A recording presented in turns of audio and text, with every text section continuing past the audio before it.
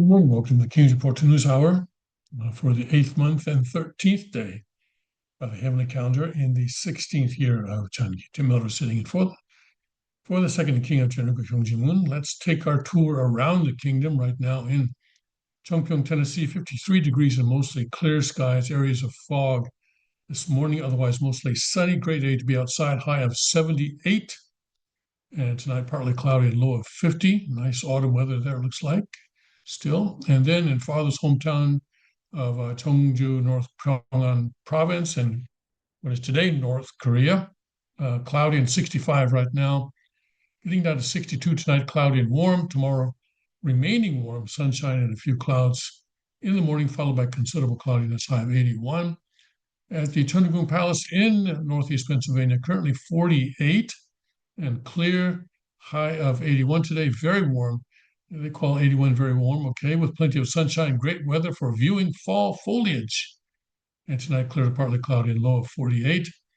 And then let me see what's going on here. Okay, I had an ad pop up there for a minute there. And at the Liberty Rock RV Park and Campground in Limestone County, Texas, clear and 60 right now, less humid with plenty of sunshine today, high of 90. Tonight, clear and 64. And then at the Suncheon Palace in Korea, 73 and partly cloudy now. On and off rain and drizzle this evening, otherwise cloudy and warm and humid, low of 68. Tomorrow, getting up to 82, mostly cloudy with humid, a couple of showers. And then at the Gunma Palaces in Japan, 68 and light rain. And that rain is going to continue for at least an hour. And getting down to 65 tonight, cloudy and humid after the rain ends. And then tomorrow, high of 79, a passing shower or two, otherwise cloudy and humid. And in Ilan, we got up above 100 degrees today. But let's see what's going to happen tomorrow. Tomorrow, well, clear and 83. And then tonight, clear, warm, and humid, low of 80. Tomorrow, yeah, high of 97. Mostly sunny, very hot, humid, and so forth and so on. All right, so let's go to Father's words in the Cheonseongeong, see where we are today. And we're in the final book of the Cheonseongeong, the family or the blessed families and the family pledge. Put some light in here. And Father here, this is in chapter 2 of that book where he goes through each phrase of the Cheonseongeong, of the family pledge. And here he's talking about, it looks like he's talking about verse 2. Yes, okay, verse 2. And he says, it says that you should be filial children in the family, doesn't it? So what are you going to do as a filial child?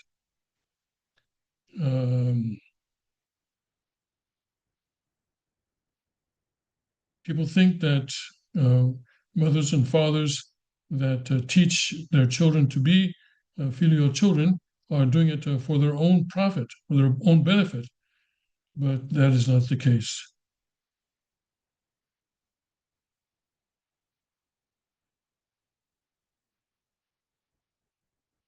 Instead, the parents are teaching, take my love and put your love on top of that, and they'll add your love to the love of the parents.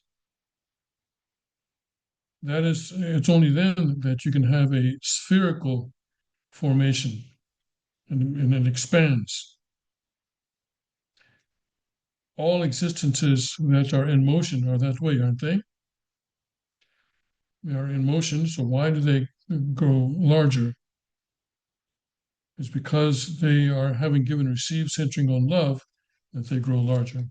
Spherical, of course, I'm sure you understand, is fathers extrapolating on the four-position foundation, where it's not just a diamond-shaped thing, but the father says that this thing, it changes angles and it goes around and around because they also have front and back, the sibling, and also everything. So it's actually the four-position foundation is actually in motion, and it becomes a spherical relationship there. So, all right, so that is our lesson for today. Thank you very much. praise God for the word that He's given us this morning. Let's go to Hamas first, and then we'll go to Japan, and we'll also get to an article that was sent in to me by Diane, and we'll get to that in a minute. Here, let me share this with you. So, a big step, it appears, was taken towards peace. Hamas accepts hostage release of the Gaza deal elements after Trump ultimatum. So it's not a total acceptance by Hamas, it's a partial acceptance. And so we'll still have to see how this is going to play out. But it does appear to be progress. Let's get that ad out of the way there. Okay. Hamas said Friday it has accepted some elements of President Donald Trump's plan to end the war in the Gaza Strip, including giving up power and releasing all remaining hostages, but that others require further consultations among Palestinians. The statement came hours after Trump said that Hamas must agree to the deal by Sunday evening, threatening an even greater military onslaught nearly 2 years into the war, sparked by the October 7th, 2023 attack into Israel. It was unclear how the U.S. and Israel would respond to partial acceptance. Well, they still have time, I guess. Sunday evening, Trump appears keen to deliver on pledges to end the war and return dozens of hostages ahead of the second anniversary of the attack on Tuesday. His peace plan has been accepted by Israel and welcomed internationally, but key mediators, Egypt and Qatar, have said some elements need further negotiation without elaborating. An agreement must be reached with Hamas by Sunday evening at 6 p.m. Washington, D.C. time. Trump wrote Friday on social media, every country has signed on. If this last chance agreement is not reached, all hell, like no one has ever seen before, will break out against Hamas. There will be no peace in the Middle East one way or the other. There will be peace, There will be peace in the Middle East one way or the other. So they've agreed to give up power. I'm sorry, pardon me for being skeptical, but anyway, we'll see how that works out. Under the plan which Trump unveiled earlier this week alongside Israeli Prime Minister Netanyahu, Hamas would immediately release the remaining 48 hostages, around 20 of them believed to be alive. It would also give up power and disarm. In return, Israel would halt its offensive and withdraw from much of the territory, release hundreds of Palestinian prisoners, and allow it. So you're sending guerrillas back into the space and allow an influx of humanitarian aid and eventual reconstruction. Plans to relocate much of Gaza's population to other countries would be shelved. The territory of some 2 million Palestinians will be placed under international governance, with Trump himself and former British Prime Minister Tony Blair overseeing it. The plan provides no path for eventual unification with the Israeli-occupied West Bank in a future Palestinian state. A Hamas official told Associated Press this week that some elements of the plan are unacceptable and need to be amended without elaborating. Palestinians long for an end to the war, but many view this and previous U.S. proposals as strongly favoring Israel. Israel has sought to ramp up pressure on Hamas since ending an earlier ceasefire in March. It sealed the territory off from food, medicine, and other goods for 2.5 months and has seized, flattened, and largely depopulated large areas of the territory. Experts determined that Gaza City had slid into famine shortly before Israel launched a major offensive aimed at occupying it. An estimated 400,000 people have fled the city in recent weeks, but hundreds of thousands more have stayed behind. Olga Cherevko, a spokesperson for the UN Humanitarian Office, said she saw several displaced families staying in the parking lot of Shifa Hospital during a visit on Thursday. They are not able to move south because they just cannot afford it. Cherevko told the Associated Press one of the families had 3 children, and the woman was pregnant with her 4th, and there were many other vulnerable cases there, including elderly people and people with disabilities. Trump wrote that most of Hamas's fighters are surrounded and militarily trapped, just waiting for me to give the word, go, for their lives to be quickly extinguished. As for the rest, we know where and who you are, and you will be hunted down and killed.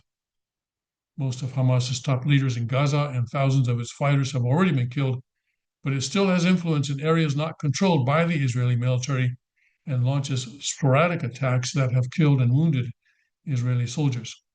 Hamas has held firm to its position that it will only release the remaining hostages, its sole bargaining chip and potential human shields, in exchange for a lasting ceasefire and an Israeli withdrawal. Netanyahu has rejected those terms, saying Hamas must surrender and disarm. Thousands of Hamas-led militants stormed into Israel on August 7, 2023, attacking army bases, farming communities, and an outdoor music festival, killing some 1,200 people, mostly civilians. They abducted 251 others, most of them since released in ceasefires or other deals. Israel's retaliatory offensive has killed more than 66,000 Palestinians, although let me reemphasize that that number comes from the Palestinian Authority's medical or health officials. And it does, first of all, it does not distinguish between combatants and civilians. And also, the number itself, I would have to say, is suspect because there is a motive for them to exaggerate the actual number so as to spark greater international outrage towards Israel and sympathy towards Palestine or the Palestinian people in Gaza.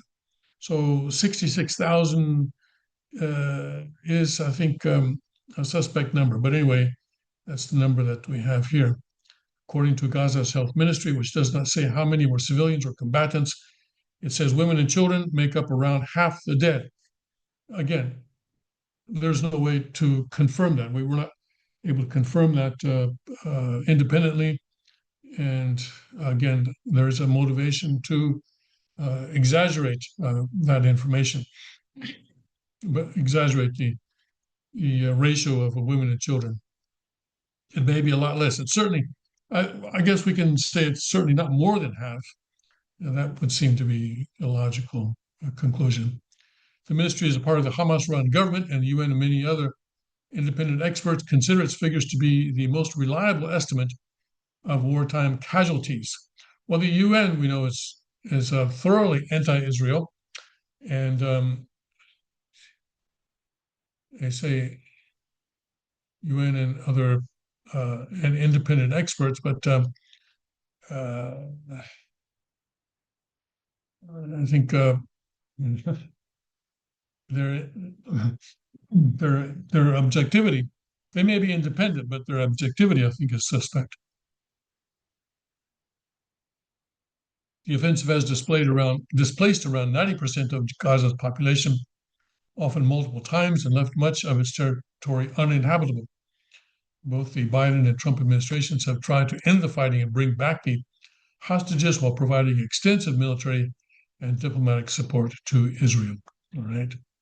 So this is the Associated Press, which is a very leftist, very leftist. It was always,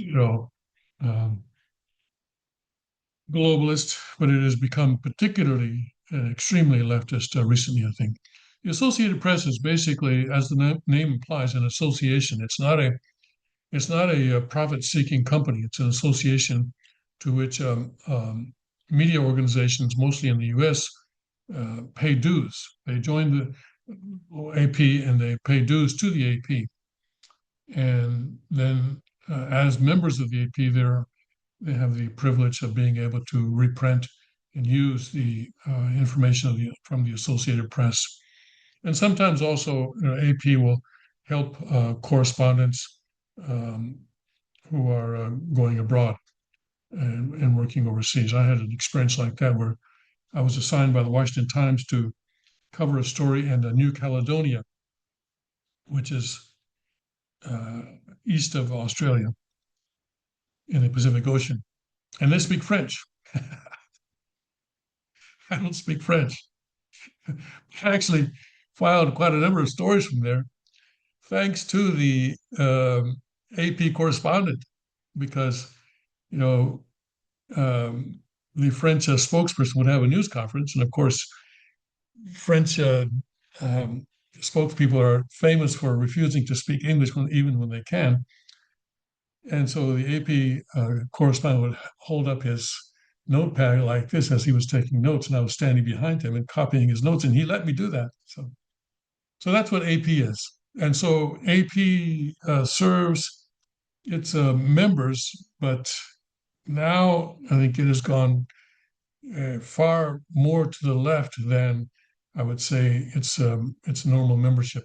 They are to the left of the New York Times, to the left of the Washington Post, to the all the other newspapers that are members of it, which is kind of sad because AP for a long time was the sort of the standard for journalism, but I don't think that's the case anymore. They're pretty uh, non-objective now in their reporting. But anyway, so you can see that non-objectiveness coming out in that report as well. Talking about the UN, 66,000, we can believe in that because it's coming from the UN. No, we cannot believe numbers coming from the UN. All right, so Sunday evening at 6 p.m. Washington time. That's so a day and about 2/3, I guess, right? Right, about a day and 3/4 that we have, or about a day and a half, I guess, that we have before President Trump's deadline arrives, and we'll see what happens. But President Trump is pretty famous now um, for backing off of deadlines and ultimatums and so forth. So we'll have to wait and see what happens at 6 p.m. on Sunday. Okay. All right, let's go to the Japanese situation now, because that's actually pretty important. Japan's ruling party has elected a new president, and this is the party president. Okay, this is not the prime minister. So there's a two-step process, actually. And so, anyway, we'll talk about that here. Japan's ruling party elects Sanae Takaichi as new leader, likely to be first female PM.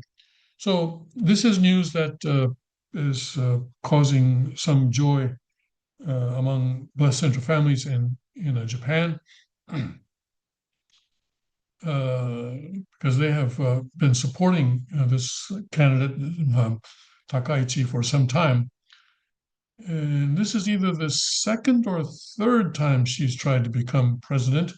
I know she tried last time when the current president, when just outgoing president, was elected, and she lost out in the final sort of runoff vote. This time she won the runoff vote, which was unexpected on my part. I did not expect her to win. And the reason I didn't expect it was because she's known for being quite conservative. She's sometimes referred to as the female Abe. And she often goes to the Yasukuni Shrine. Yasukuni Shrine is where many of the uh, Japan's war dead are enshrined. And every time a Japanese politician goes there, it causes consternation in Korea and China and some other East Asian countries as well that experienced Japan's um, aggression during World War II. Many people are not aware of this, but conservatives in Japan, or shall I say, many conservatives in Japan, will tell you that the war against the United States in the Pacific in the 1940s, the early 1940s, was a war to free Asia from Western imperialism. So Japan was the good guy. And people have told me this with a straight face. So, so you can see how there is a sort of a disconnect here, not only between the West and Japan, but also between Japan and much of the rest of Asia. People in Korea, people in China, people in the Philippines, people in Southeast Asia, Vietnam, Vietnam all the way to Myanmar or Burma. don't agree with that. Singapore don't agree with that view of history that is espoused by conservatives in Japan. And oh, by the way, the Nanking massacre never occurred, just in case you were wondering, according to conservatives in Japan. Okay, and Japan was doing its best uh, to free Asians from Western imperialism. Anyway, so I don't know if that's Takaichi's view, but she does visit the Yasukuni Shrine on a regular basis. That is true. But she is staunchly hawkish on China. And I think that is the reason that many Blissful families in Japan have supported her. And, you know, we keep our eye on the ball, right? And so she has her eye on the ball, that is for sure. Um, and we will have to see whether she actually becomes prime minister. Normally, in normal times, which of course we are not in right now, in normal times, the governing party, the LDP, which she is now the president of, has a majority in the lower house of parliament, which is where the prime minister is actually elected. The upper house has no say in who's going to be prime minister. So in the lower house, the LDP has a majority. And so whoever becomes president of LDP automatically becomes prime minister. This time, well, we are not living in normal times. The LDP does not have a majority, but the opposition or the other parties are all splintered. And so there's no other person who might challenge her or seriously for the position of prime minister, it would seem. So the media, Western media especially, is assuming kind of that she's likely, very likely, to become prime minister. But there is about the parliament is not meeting for another 10 days. And because Japan, as with most of Asia right now, is in a sort of a long holiday period. And so Japan's parliament will meet in extraordinary session on the 14th, beginning on the 14th. And so the election for the next prime minister in the parliament will likely happen on the 15th. So that means there's 10 days for stuff to happen. And we will see, because we are living in extraordinary times, that is for sure, in non-normal times. And so we'll have to see what happens there in the next 10 days. Perhaps the opposition can put together a serious challenge to her. Seems unlikely, but we shall see. We shall see. Interesting this time, it appears that not, this isn't confirmed, but it appears that the reason she was able to win the runoff is because in the first round, she got less support than her chief rival in terms of members of LDP members of the legislature. The other guy got the majority or more support than she did from members of the LDP legislature or members of the LDP in the legislature. But she got more support from rank and file party members around the country. And one of the chief advisors, one of the sort of the kingmakers of the LDP, made a comment that he said, well, we should not, or actually before the election, he made the comment, he says, listen, we cannot afford to ignore the opinion of the rank and file party members. And so it looks like about 40 of the members of the LDP in the legislature who are sort of a part of this advisors block, because the LDP is actually made up of it's actually an alliance of blocks. And you have a number of kingmakers who each have their own sort of following. And this guy controls about 40 seats or about 40 members of parliament. And he does that with money. You know, he gives money to different people, and he has about 40 or so people that follow him. it appears that they switched their vote to her in the runoff round. Appears, but we don't know for sure. So the voice of the, or at least this is what the LDP is sort of implying, that, oh, look, we are able to um, follow the voice of the people. We are a democratic party. Okay, I laugh because they're not, but they always give the appearance. You see, they're called the Liberal Democratic Party. And they are neither liberal nor democratic, but they always like to give the appearance that they are liberal democratic. Anyway, we'll see what happens. I think many of us have learned the hard way not to trust politicians. And will Takaichi live up to the expectations of our Japanese Blessed Central families? Who knows? Who knows? Right? Who knows?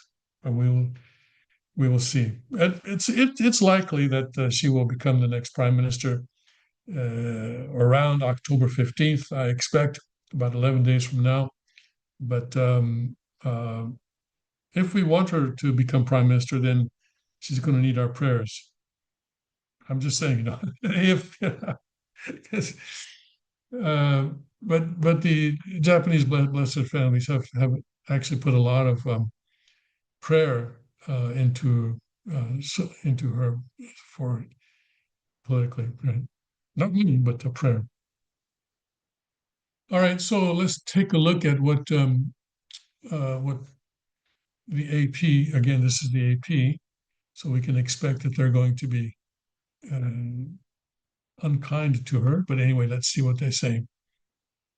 Uh, Japan's governing party on Saturday elected former Economic Security Minister Sanae Takaichi, a hardline, ultra-conservative, and China hawk. There we go. You see, this is AP.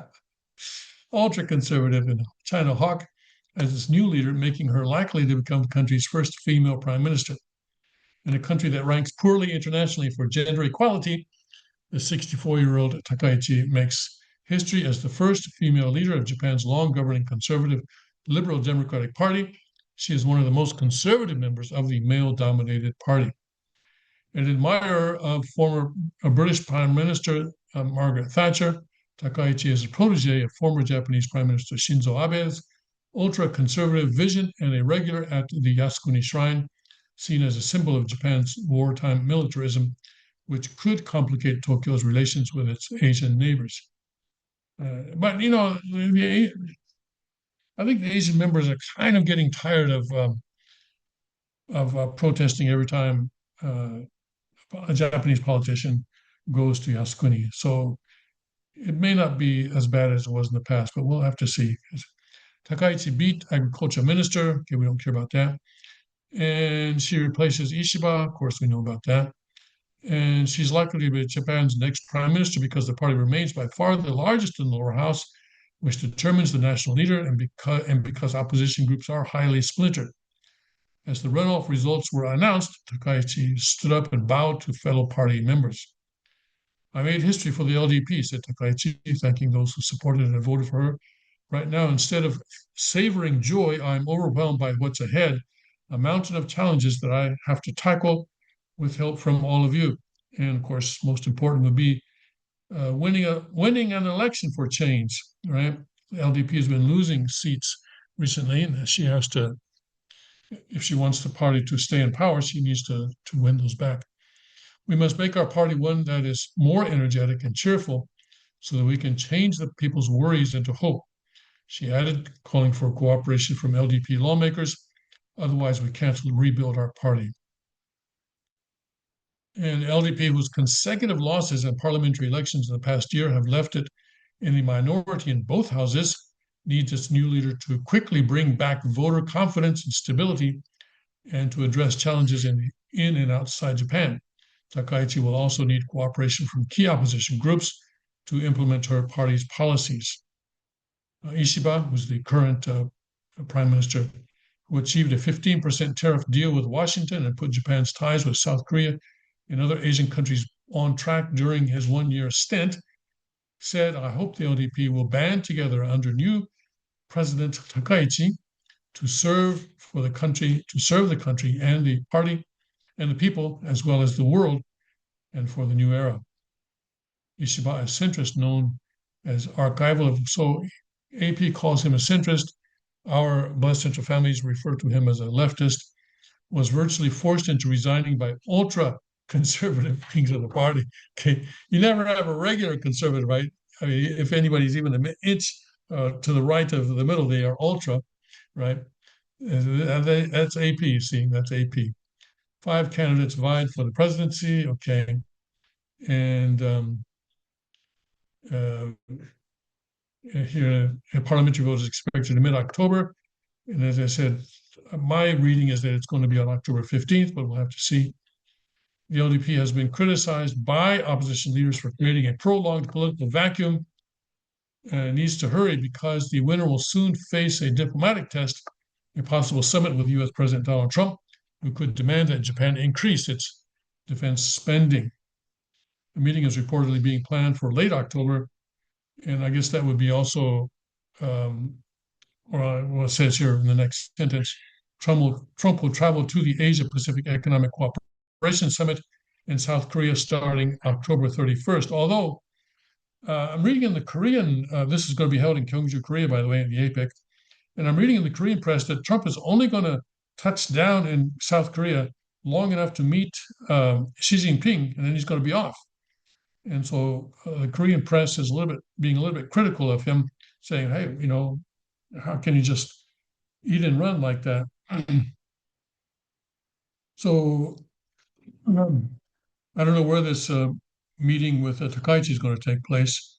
Maybe it will also take place in Gyeongju. I assume that Takaichi will also be there in Gyeongju for if she's prime minister. The LDP's choice of Takaichi instead of the more centrist to liberal Koizumi apparently underscores the party's hope to win back conservative voters who supported emerging far-right groups. There we go, not ultra-right, but far-right, such as Sanseito in the July parliamentary election. But the LDP also needs help from the opposition, which it has long neglected. The party will likely look to expand its current coalition with the moderate centrist Komeito, which used to be called the Clean Government Party, but I guess they are not so clean anymore. They're just going with the Japanese name Komeito these days, with at least one of the key opposition parties, which are more centrist. But Komeito is very pro-China, or at least friendly to China. And so AP calls them moderate centrist. But in terms of keeping our eye on the ball, Komeito is definitely one that we want to watch out for. So if Takaichi is really going to be, hard on China, then she needs to increase the number of LDP seats so that they don't have to rely on the Komeito. Um, Takaichi, like other candidates, called herself a moderate conservative. How dare they, right? How dare an ultra conservative, according to AP, call themselves moderate conservative anyway? I'm joking, all right. During the run up to the election, to show their willingness to work with the opposition and stayed away from stressing her opposition to liberal social issues or anti China policies.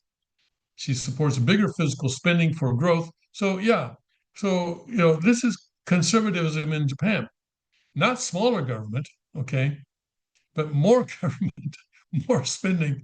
Japan's debt to GDP ratio is 200 what? 200, it's more than 200%. It's one of the highest in the world. And they say, yeah, I know, but Japanese people save a lot. Their savings ratio is much higher, and most of that debt is owed. But still, the amount of interest that the government has to pay is astronomical. So anyway, she supports bigger physical spending for growth, a stronger military and cybersecurity, as well as tougher regulations on increasing foreign tourists and laborers. Okay. She was criticized for citing unconformed reports to slam foreigners for kicking deer in Nara, her hometown, and saying many foreign law offenders escaped indictments due to a shortage of translators. Hmm. experts say candidates avoided discussing their usual political views on historical issues, same-sex marriage, and other contentious topics, including the party's political funds scandal, which was the biggest reason for their election losses, and anti-corruption measures. Their avoidance of these subjects raised doubts with the party's ability to regain public trust, analysts said. Okay, well, we'll see. We'll see what happens with her. First of all, of course, the LDP has to be united behind her, and then she needs some votes from some other, maybe the Sanseto or other parties uh, in order to become prime minister. But we'll see how that plays out over the next 10 days and see um, what what's the situation is going to be when she meets Donald Trump, apparently at the end of this month. But I think her relationship with Donald Trump, I think, is going to be a good one. I expect that he's going to much certainly he's going to prefer her over Lee Jae-myung of Korea. That's for sure. Okay. All right, now um, let's look at this story. I'm watching a mosquito here. Um, a very brave mosquito that keeps coming around. I don't know why. I come on these suicide missions. Anyway, a story sent in by Diana, and let's see here. Where did it go? Okay, here we go.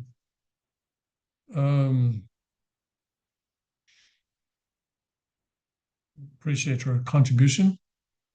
Mossad and German security services bust Hamas-linked terror cell, planning attacks on Jewish and Israeli targets.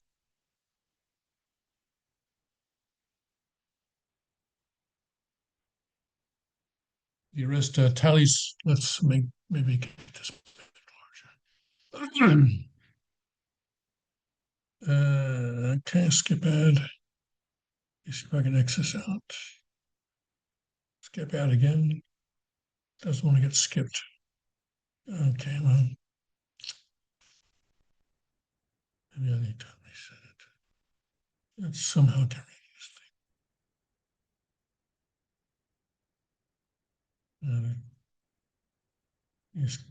Yeah, skip ad things. Even the shop now. All right, we'll read around it. Okay.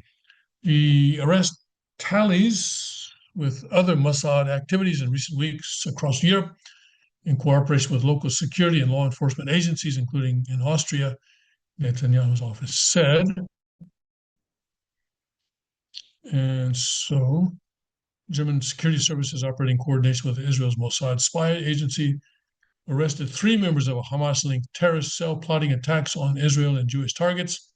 The Office of Prime Minister Netanyahu announced on Friday the counterterrorism operation that was capped off by the arrest of the western city of Karlsruhe on Wednesday was made possible through close cooperation between Mossad and German security and intelligence forces. The statement read, weapons were found in possession of members of the cell that were apparently intended to carry out the attack. The arrest tallies with other Mossad activities in recent weeks across Europe in cooperation with the local security and law enforcement agencies, including Austria. The Mossad said that the effort to stop the cell spanned several countries and was part of an extensive Mossad effort throughout Europe, during which weapons caches were seized and further arrests made of operatives linked to terrorist offenses. According to German reports early in the week, 2 of the suspects are German citizens, while the third was described by the federal prosecutor's office as being born in Lebanon. In line with German privacy rules, they were named as, with abbreviated names. Okay, all right. So that's a situation there, right? So we are obviously in a war, and there are all sorts of places where this war is being fought, and many times we don't even know who's on our side and who's on the other side, right? Some people are saying that Mossad actually is the enemy, and here in Germany, Mossad is it looks like they've saved some lives that of people that otherwise would have been victimized in some sort of a Hamas terror operation. So it's hard to tell what exactly is going on, but I've been emphasizing please stay away from large crowds. I think what is it the World Series, or at least in the United States, World Series is coming up. I think right now sort of division series are being played, but these kinds of events, symbolic events especially, are ones that Hamas or other terrorist groups would like to target because their objective is to, of course, create terror, put fear in the hearts of people in America, people in Western Europe, or all over Europe and all over the world. That's their objective. And they want to achieve their goals through fear. And in order to do that, they're trying to kill as many people as possible in one situation. And those large um, sort of venues, especially sports venues or things like that, are prime targets. And so that's why on October 7th, October 7th, excuse me, 2023, Hamas targeted a music festival among other targets.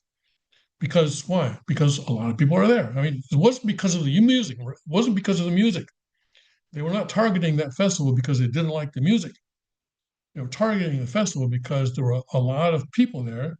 And by killing a lot of people, they hope to achieve certain political objectives. And by the way, they've succeeded in a way because now a number of countries, including the UK and Canada, and I think a couple others, have decided, okay, we will recognize Hamas as a state. So yeah, they can uh, look at themselves in the mirror and look at their supporters and say, look, we achieved something important through that terror attack.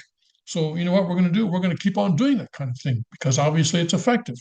We've proven that terror is effective. Unfortunately, so I think UK and Canada and the others that are now saying that they're going to recognize the Palestinian state, I think, are making a mistake for that reason.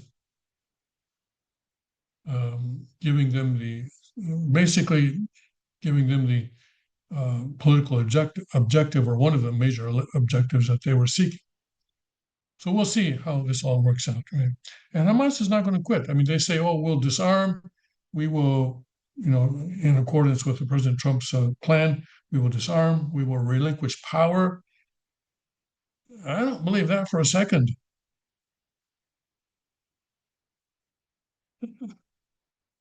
Don't believe that for a second. Maybe they will, sort of lie low while President Trump is in office. That might be their strategy now. And they may say, okay, well, let's see who's going to be the next president of the United States, and we'll see what we can do when or she. Um, if we're lucky, it'll be a Democrat, and even if it's a Republican, surely he or she will not be as crazy as President Trump. I'm speaking from Hamas's point of view, right? I don't think President Trump is crazy at all, or if he is, then he's crazy as a fox. Okay, and President Trump has accomplished a lot. Of course, the Nobel Committee, they're not going to give him the prize. They're not going to give him the Nobel Peace Prize, obviously, and that's because they are a discredited organization. They've already discredited themselves in many ways in the past. So some strange people have received their prize in the past, and I'm sure that Alfred Nobel is probably very upset in spirit world about how his prize is being handled. All right. So anyway, um, that's what happened in Germany and Mossad. And let's see. Okay, let's go to the Russia situation right now. And Putin has some stuff to say right now about um, supply of long-range missiles to Ukraine, saying that it threatens U.S. relationship with Russia. Okay, that sounds like that sounds right. Russian President Vladimir Putin said Thursday that any supply of long-range missiles to Ukraine would threaten the U.S. relationship with Russia, but that Moscow's defense systems will swiftly adapt to the new weaponry. Putin, during a foreign policy forum in Sochi, Russia, said the U.S. potentially sending Tomahawk cruise missiles to Ukraine will indicate a qualitatively new stage of escalation, including in relations between Russia and the U.S. It will certainly not change the balance of force on the battlefield, he added. Later in the event, the Associated Press reported, President Trump has criticized Putin in recent days, writing in late September that Ukraine could win back all of its land and comparing Russia to a paper tiger for its struggles in its 3.5-year invasion of its neighbor. Putin fired back during the forum, claiming Russia continues to make gains on the front lines. Yeah, but even if that's true, it's a very slow grind and very expensive slow grind. We are fighting against the entire bloc of NATO, and we keep moving, keep advancing, and keep confident, feel confident, and we are a paper tiger. What NATO itself is, a paper tiger. The Russian leader said, "Go and deal with this paper tiger." Then he has, however, praised Trump for his efforts to negotiate an end to the Russia-Ukraine war, and added that the August summit between the two leaders in Alaska was productive. It was good that we made an attempt to search for and find possible ways to settle the Ukraine crisis, Putin said, according to the AP. The Russian president also said he felt comfortable speaking to Trump. While at the forum, Putin warned Ukraine's allies in Europe against seizing vessels that ship Russian oil to various markets, arguing that it could be met with a powerful response and rattle the international oil markets. But this is the thing that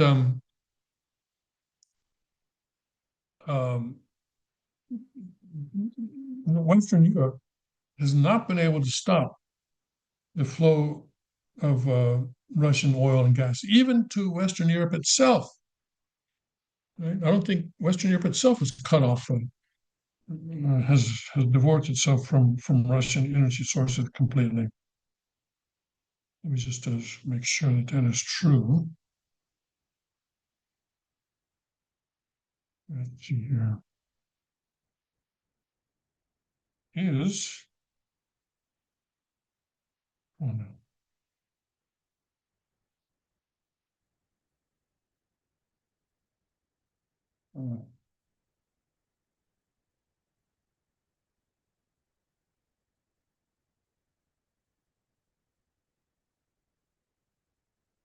Hold on a second.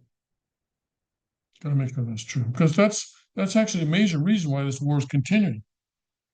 Is, and I think wasn't it true that Donald Trump said that he would put tougher sanctions on Europe if Europe would cut off its import of energy from Russia?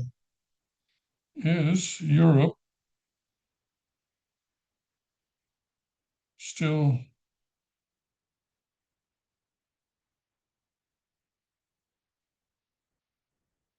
buying Russian gas? Okay. And the answer, okay,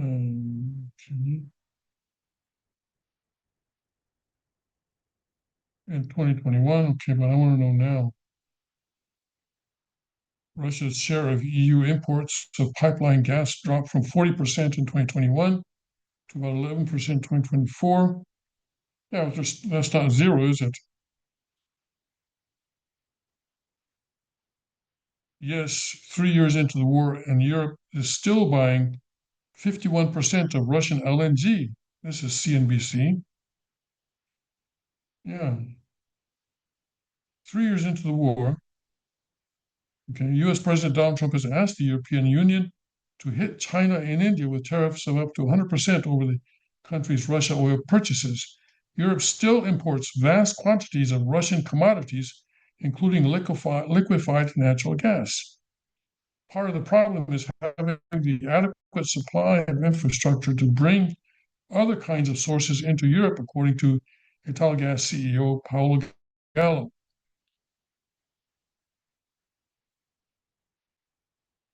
I'm sure you would have all seen US President Donald Trump this week urged the European Union to impose tariffs of up to 100% on India and China to stop them from buying cheap Russian oil, a move that the US administration said it would also match in an approach designed to ratchet up pressure on Russian President Putin to talk seriously about peace in Ukraine.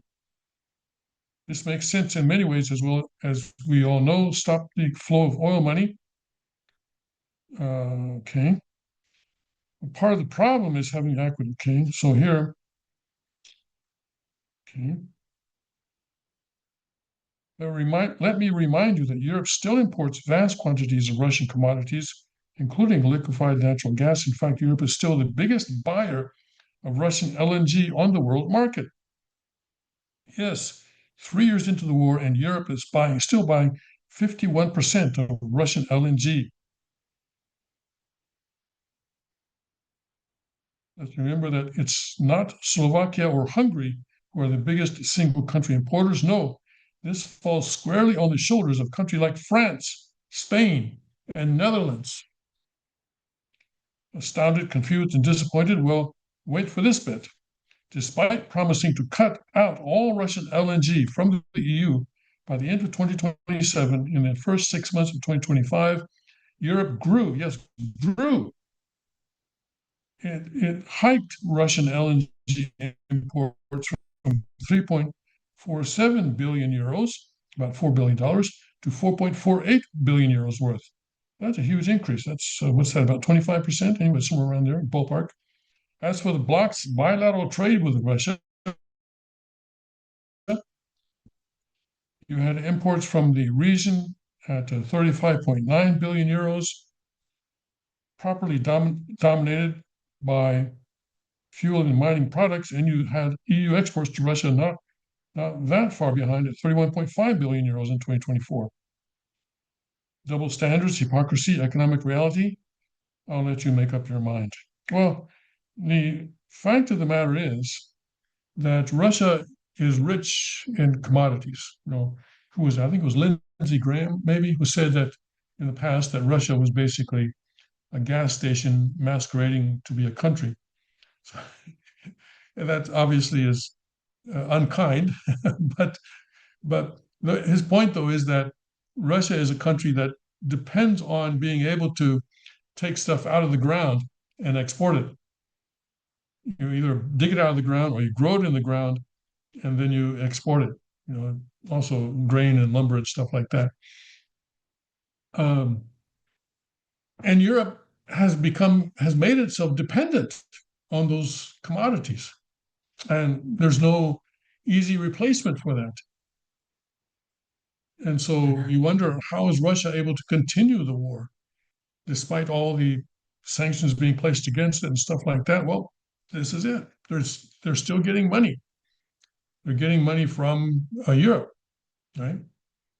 And you might say, well, how is Europe paying for this? I thought Russian banks were sanctioned and stuff like that, but they provide avenues for payment, obviously, so that payment can go through because they still need the gas, they still need the oil from Russia. So this is a pretty interesting, shall we say, pretty interesting situation.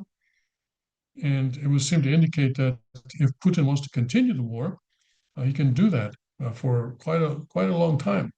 Yeah. We'll we'll see how this plays out, but it looks like it's going to take a long time before it comes to an end, unfortunately. Yeah. Okay. Here we have, this is interesting, just came across. Trump extends U.S. security guarantee to Qatar, elevating Gulf ally to near NATO status. Qatar has been sort of going back and forth because, you know, they a lot of the sort of Hamas people are in that area. They're living in that area. But okay. President Trump signed an order Monday. Is this Monday? Wait a second. Today's Saturday. Offering a U.S. guarantee for Qatar's security, a significant commitment for the rising non-NATO Arab ally. The U.S. shall regard any armed attack on the territory, sovereignty, or critical infrastructure of the state of Qatar as a threat to the peace and security of the United States. The order made public Wednesday read in no uncertain terms. Well, that's pretty interesting there. Threat to the peace and security of the United States.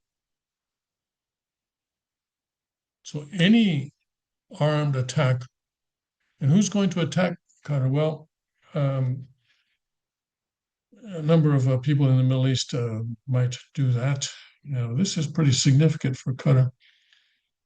In the event, and it also looks like it has the high probability of getting the United States involved in the war in the Middle East later on. That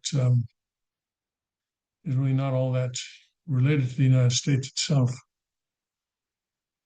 In the event of such an attack, the United States shall take all lawful and appropriate measures, including diplomatic, economic, and if necessary military, to defend the interests of the United States and of the state of Qatar and to restore peace and stability. Mm. To defend the interests of Qatar. Mm. The guarantee represents a level of support typically offered to Washington's closest allies. It came after Prime Minister Netanyahu apologized to the emir there for a September 9th Israeli strike on his territory. The strike was targeted at Hamas, but killed one Qatari security official in the process. Because Hamas, has been given safe haven there. This is why I think Israel launched that attack. But now the United States is saying that any armed attack on the territory of Qatar, the sovereignty of Qatar, or the critical infrastructure of Qatar will be regarded as a threat to the peace and security of the United States.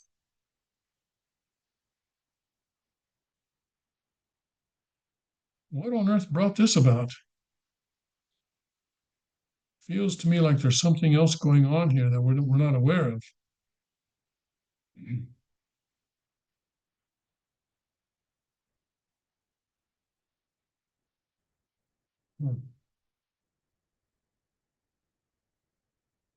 Qatar was also attacked by Iran in June in a strike targeted at its U.S. base.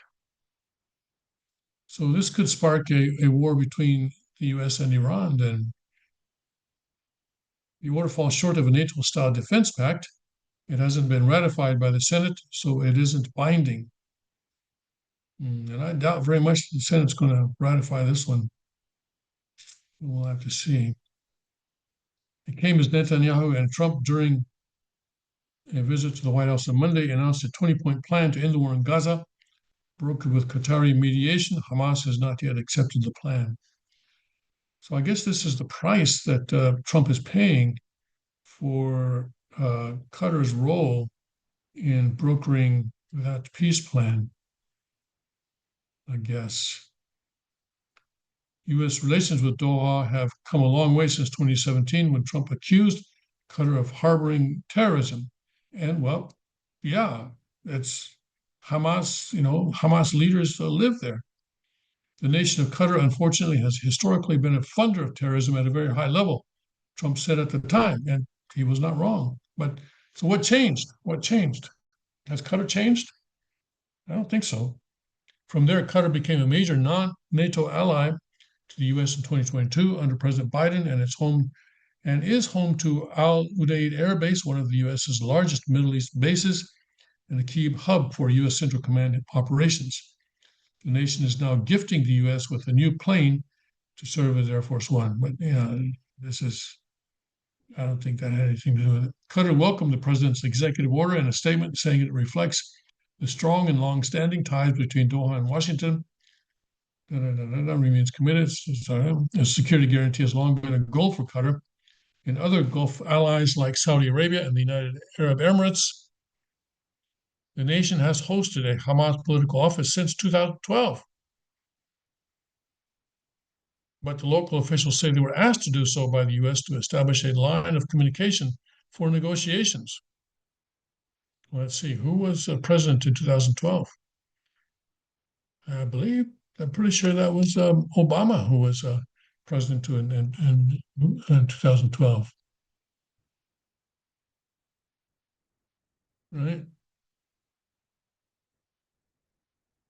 Uh, yeah, Obama 09 to 17. So yeah, that's Obama there that made that request.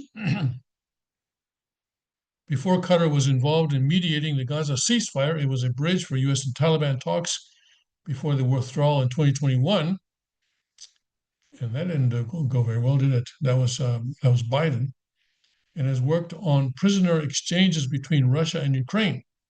This year, it's been involved with the U.S. in working out a peace agreement between Rwanda and the Democratic Republic of Congo, signed at the White House in June. So it sounds like uh, Obama, Biden, and now Trump have been sort of depending on Qatar to act as mediators in some important negotiations. And basically, this sounds like a sort of the prize now, or the payment that Qatar is receiving for all the work that it's done in that way, in those negotiations. Okay. But I'm not so sure I like the potential future ramifications of that kind of a guarantee, especially in terms of the possibility that it could bring about a war between the United States and Iran. But anyway, we shall see what happens. All right, gotta go. Today's Saturday, so I'll see you on Monday. And until then, God bless, Godspeed, may His kingdom come quickly.